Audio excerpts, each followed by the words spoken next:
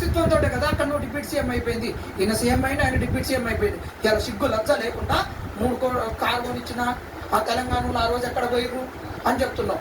తెలంగాణ వాళ్ళు ఎప్పుడు గద్దరన్నను కౌగిల్లో పెట్టుకొని ఉంచుకున్నారు.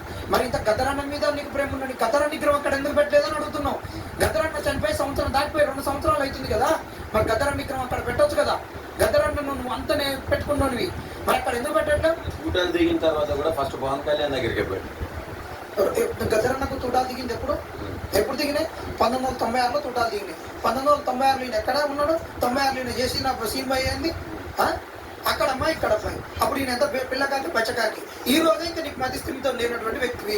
గూగుల్లో సెర్చ్ చేస్తే వచ్చింది మెంటల్ డిసార్డర్. యాక్చువల్గా నీకు తెలుసు అయ్యా ఇట్ట ఊపుల్లో పోయేటప్పుడు. ఇప్పటికే నీకు మైక్లో కూడా మాట్లాడరాని నువ్వు. ఆ రోజు గద్దరన్న నీ కాడికి వచ్చినాడు.